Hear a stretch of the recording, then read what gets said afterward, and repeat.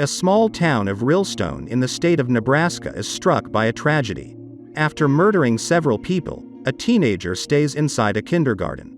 When storming the building, the police use sleeping gas, accidentally killing 15 innocent kids. Shortly after the horrific incident, children in Rillstone start to behave strangely. Led by a girl named Eden, they go on a carnage spree to honor a bloodthirsty mythical creature that is believed to live in the cornfields. Children of the Corn is an odd horror franchise, to say the least. Stephen King's short story of the same name was first adapted to screen in 1984. Despite the movie's weak theatrical performance, it was followed by 4 sequels between 1992 and 1999. Then there came 3 more movies entitled Revelation, Genesis, and Runaway, as well as a remake in 2009. Not one of those pictures was a commercial success, though. Runaway, the last film of the series, was only made to prevent the Dimension Studio from losing the adaptation rights. Now we're looking at the 11th film within the prolific franchise.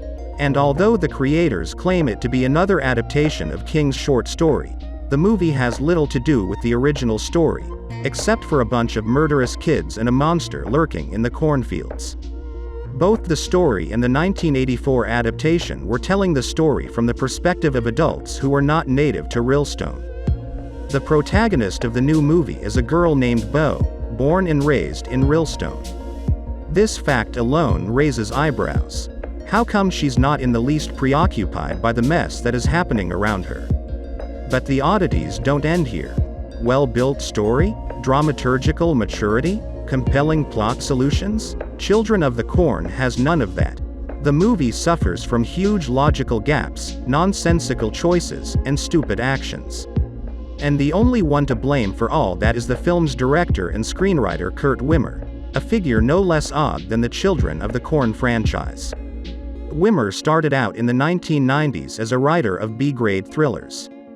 After working on the writers' team for a successful romantic crime movie The Thomas Crown Affair, Wimmer got a chance to make as a director sci-fi action film Equilibrium. The picture acquired a cult status, and Wimmer was praised as a new grand maestro on the block. The triumph was short-lived though. Wimmer's next project, a messed-up futuristic action film Ultraviolet, puzzled even his most devoted fans. Following the failure, Wimmer went back to writing scripts. He worked on Law-Abiding Citizen, Salt, as well as remakes of the iconic 90s hits Total Recall and Point Break.